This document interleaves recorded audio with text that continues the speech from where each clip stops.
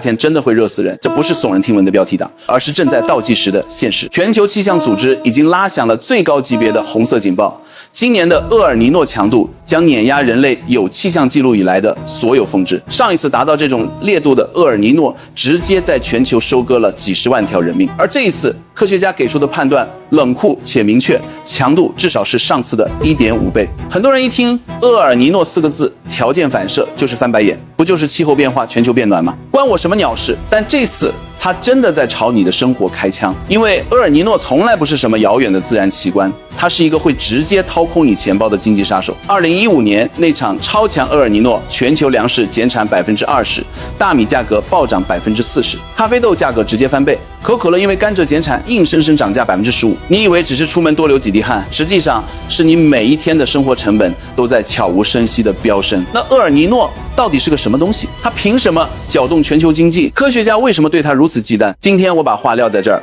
用最直白的方式给你讲透。厄尔尼诺这个名字来自西班牙语，翻译过来是圣婴，因为它总爱在圣诞节前后登场。但这里有一个绝大多数人都搞错的认知，人们总以为厄尔尼诺是天更热了，其实不是，它的本质不是升温，而是失衡。太平洋的热量分配系统彻底紊乱了，所以千万别被这个温柔的名字骗了。它的真实身份是地球气候系统里最危险的定时炸弹。说的再直白一点，厄尔尼诺就是太平洋烧起了高烧，而整个地球都是被它传染的病人。正常情况下，太平洋上空有一股常年不歇的信风从东往西吹，你把它想象成一台巨型空调，它把被太阳晒热的表层海水从美洲推向亚洲，东边的深层冷水趁机翻涌上来降温，西边暖东边冷，全球大气环流就靠这个温差精准运转了几千年，把雨水送到该下雨的地方，把晴天留给该晴的地方，稳得像瑞士钟表。但每隔2到7年，这台空调突然罢工，进风减弱，甚至停摆。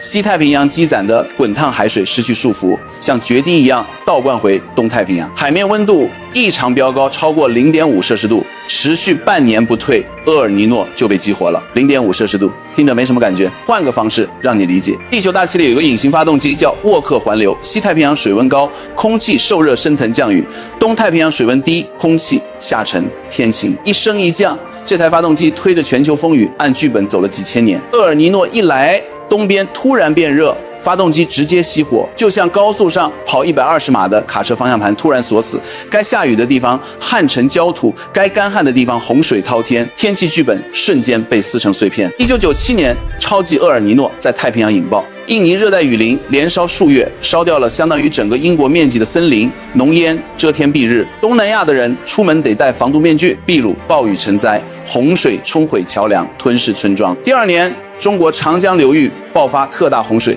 受灾人口超过2亿，直接经济损失1600多亿元。多少家庭一夜之间在洪水里失去了一切。2015年再来一次，智利的阿塔卡马沙漠，地球上最干的地方，400多年没下过一滴雨，那年暴雨倾盆，沉睡几百年的种子破土怒放，听着像奇迹。科学家的脸色铁青，气候系统失控到连最不该下雨的角落都在下雨。与此同时，印尼再度被淹埋吞没，超过13.5万人因呼吸道疾病涌进医院。一个厄尔尼诺同时制造洪水和干旱，同时改写10几个国家的走向。再往前翻，1876到1878年，一场被历史尘封的超级厄尔尼诺席卷全球，中国北方数省连续3年低雨未下，史称丁戊奇荒，出现了易子而食的人间炼狱。印度季风消失，非洲大地龟裂，那一次全球数千万人丧命。那么问题来了，以前也有强厄尔尼诺，2026年凭什么格外让科学家恐惧？4个字，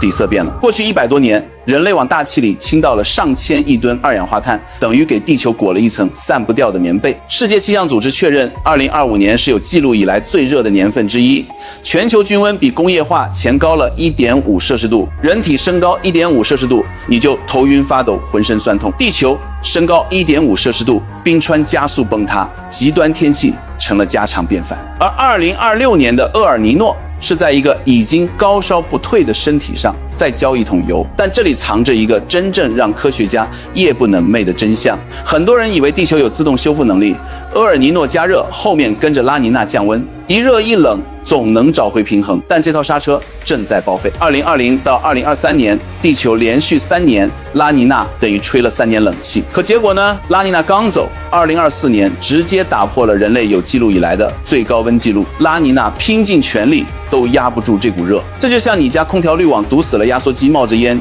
你还在屋里不停点蜡烛，房间只会越来越热，没有上限。科学家管这叫气候临界点，一旦越过门槛，系统突然跳到另一个状态，不可逆。北极冰盖融化，露出深色海水，吸收更多热量，冻土解封，释放万年甲烷，海洋变暖，催生更强厄尔尼诺，更强厄尔尼诺再推高海温，每个环节互相咬合加速，像一组齿轮转起来，就没人能按暂停。说到这，我知道你在想，那我一个普通人到底能怎么办？先别急着绝望，知道这件事本身就是力量。厄尔尼诺不可怕，可怕的是它站在你家门口了，你却第一次听说这个名字。关注气象预警，了解你所在城市的风险。极端天气来了，别逞强；高温天别硬扛。这些事看着小，关键时刻就是生和死中间那条线。人类在这个星球上走了几百万年，不是因为比自然更强，是因为我们懂得敬畏，懂得在暴风雨来之前把门关好。地球经历过小行星撞击，经历过漫长冰川期，它总能自我修复。我们拯救的从来不是地球，是我们自己。厄尔尼诺